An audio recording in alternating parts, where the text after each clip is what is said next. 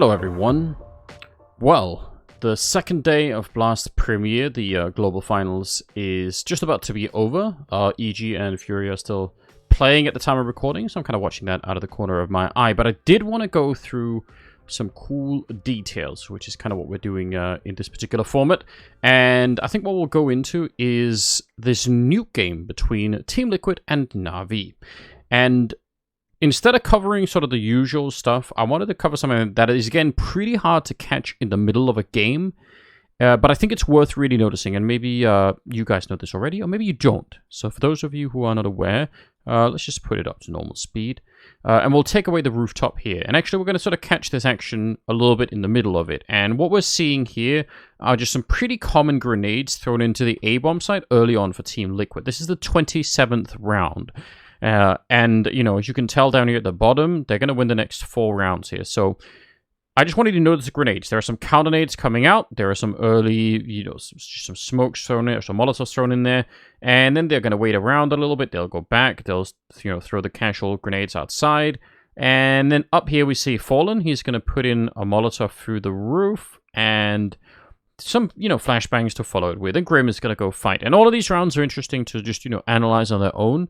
But the thing that I really wanted to cover more than anything is just, you know, this grenade here, the smoke in Mini, and the follow-up flashbangs with it. So just try and remember that. Now, imagine you're Na'Vi and you know, you sort of hear that and you think, well, what is that accompanied by? Well, in this case, it's accompanied by a whole bunch of fighting down below, which, you know, again, we could analyze all on its own. It's worth thinking about, but it isn't really the main point. The main point is that for the minute, that array of smokes tells Na'Vi, well, there might be something going on down bottom. It might be some sort of a fake coming in.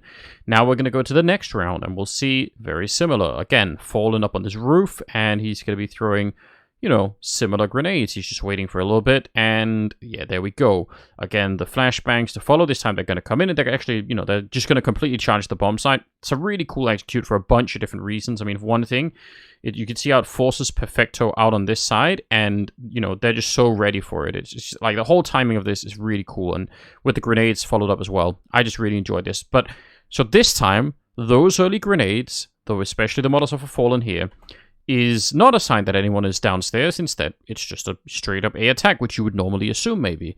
That is the most likely outcome, I think.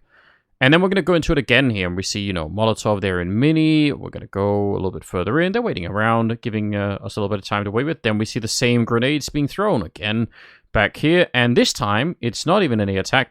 They're not going down lower. Instead, they're going to go fight simple, and, you know, they'll initially lose someone here, but you could see Flamey, you know, he was already reacting to this. He was sort of getting ready to get out there and help, and had to divert and come back down to help out. He's going to get shut down, and, you know, they end up going downstairs, and they end up winning that round. So now that's the third iteration of the same basic grenades. Going into the 30th round, let's see if we see something similar. I mean, this time it's a little bit more outside to begin with, but it has some of the same elements. I mean, at least it has the flashbangs coming into it here. I think that, yeah, they're a little bit later. So maybe this is one of the few rounds where this doesn't quite hold true, and they're a little bit more casual with it. Although they do end up, you know, splitting onto the bomb site itself.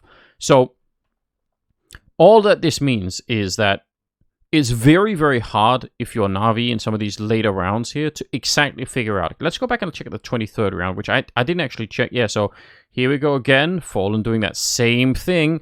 And again, I mean, he's new on the team, so it'd go, well, this is the pistol round, so they're going to do that. But he's new on the team, so it could also just be that they don't have a lot of roles for him to play at the moment. So, you know, they just sort of, you know, do similar things. But it is really interesting just how much they rely on this kind of a strategy to attack the bomb site with. And you may think to yourself, well, isn't it bad if they keep doing the same thing over and over again? Wouldn't that be a sign that actually Liquid, you know, maybe don't have quite the depth yet? Maybe there's some problem there. But I'm not really sure you should think of it that way. I think it's worth thinking about the idea that if they throw the same grenades and then execute the same strategy behind it, that would be bad news because it would be very readable. But if they throw the same grenades and then execute a different strategy almost every single time, that's very hard to deal with. Because otherwise you can call in the grenades and say, well, I know the grenades are coming, so I know what's coming next. But that isn't really the case for Na'Vi. And I like that variability in Liquid. I think that's really encouraging. And it's one of the things, I mean, this happens almost every game if you know what to look for. But the problem is, you know, the middle of a live game, it can be really hard to string those rounds together and actually take a look at it. So that's why I want to do that here.